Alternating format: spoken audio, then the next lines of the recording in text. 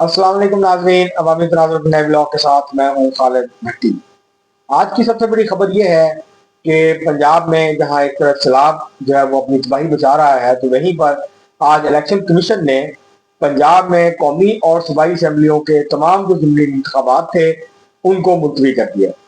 और इस जो ऑर्डर जारी हुआ है इलेक्शन कमीशन का, उसके मुताबिक NA 66 Wazirabad, NA 96 Faisalabad, NA 104 Faisalabad, NA 143 Sahiwal, NA 129 Lahore, ये जो कौमी असम्बली के हल्के हैं इनके अंदर जो इलेक्शन है उसको मुलतवी किया गया है। और इसके साथ साथ PP 73 Sargodha, PP 87 Mianwali, PP 98 Faisalabad, PP 203 Sahiwal में भी जो जिमनी इलेक्शन है इसको ताहुक्म सानी जो है वो मुलतवी कर दिया गया है।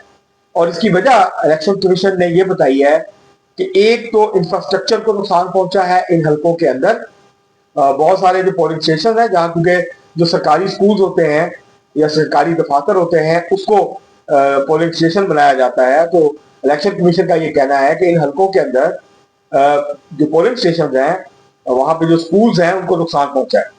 और दूसरी उन्होंने वजह ये बताई है कि बहुत सारे, लगता यह है कि जो दूसरी वजह वो ये है कि इस वक्त बहुत सारी जगहों के ऊपर जहां पे सैलाब से मुतासर हुए हैं लोग, तो उनको स्कूलों में रखा गया है।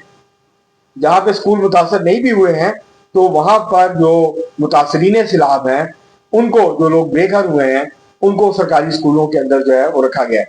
दूसरी वजह इलेक्शन कमीशन ने ये बताई है जिमनी इलेक्शन मुलतवी होने की, कि जो इंतजामिया है वो इस वक्त सैलाब की जो है वो रेस्क्यू के अंदर मसरूफ है। इसके बाद रिहेबिलिटेशन का काम होगा, लोगों को उनके घरों पे वापस लेके जाना है।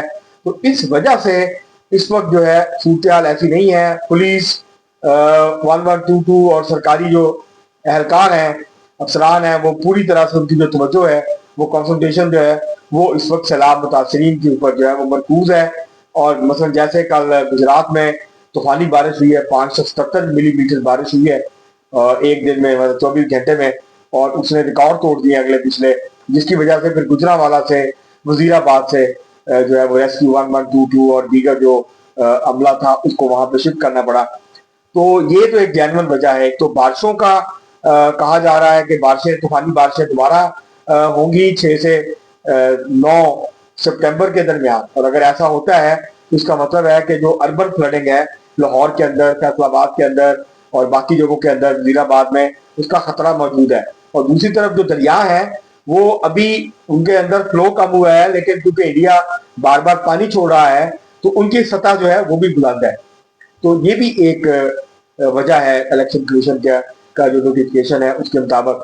तो जो जिमनी इलेक्शन होने थे 18 सितंबर को लाहौर में, NA 129 में, और उसके बाद जो 5 अक्टूबर और 18 अक्टूबर को होने थे फैसलाबाद और साहिवाल में, और मियांवाली और सरगोदा, मियांवाली का जो हल्का वहां, तो उनको फिलहाल जो है वो मुलतवी कर दिया गया है।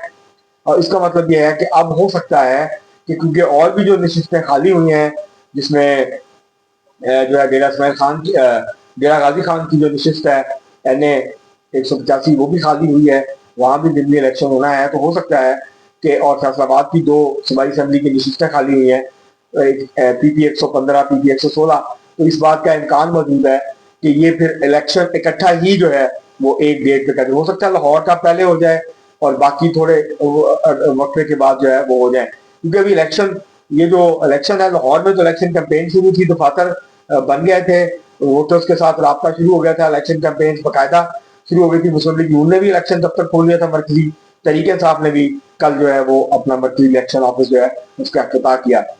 तो लेकिन बाकी जगहों पे अभी मामला जो है वो कागजात नामजदगी जमा करवाने पे थे, अभी उनकी जांच पड़ताल होनी थी और उसके बाद फिर इंतखाबी निशान अलॉट होने थे। तो वहां तो अभी इलेक्शन का जो प्रोसेस है उसके अंदर टाइम है, लेकिन लाहौर के अंदर ये प्रोसेस कंप्लीट हो गया था। यहाँ इंतखाबी उम्मीदवारों को निशानात अलॉट हो गए थे, अब वो बाकायदा अपनी इलेक्शन मुहिम शुरू कर ली थी, 2 हफ्ते बाकी रह गए थे। तो बहरहाल अब सैलाब और बारिशों के खतरे के पेश नजर जो जिमनी इलेक्शन थे उनको फिलहाल मुलतवी कर दिया गया। इलेक्शन कमीशन ने ये नहीं बताया कि कितने अरसे के लिए किया गया है।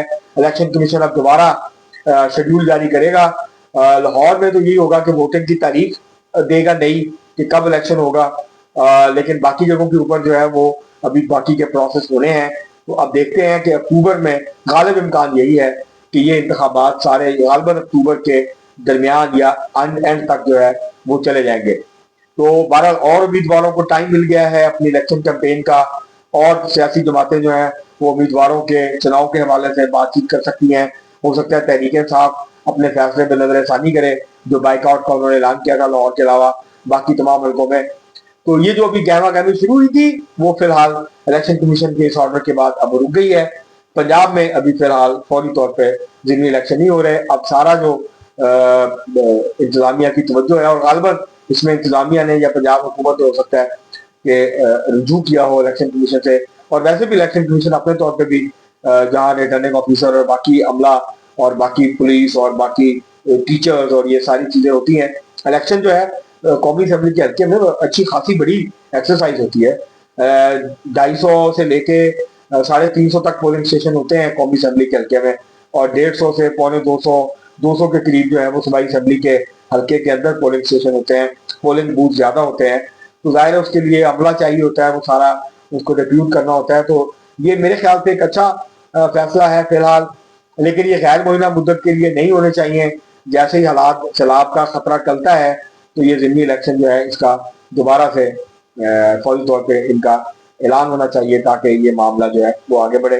और ये जो हल्के हैं, क्योंकि इन हल्कों के अवाम का यह हक है कि उनके नुमाइंदे कौमी और सूबाई असेंबली में जो है उनकी नुमाइंदगी करें, उनके मसाइल के ऊपर बातचीत करें और उनके हक के लिए जो है वो आवाज उठाएं, उनके हकूक के लिए जो है वो आवाज उठाएं। अब तक के लिए इतना ही, बहुत शुक्रिया।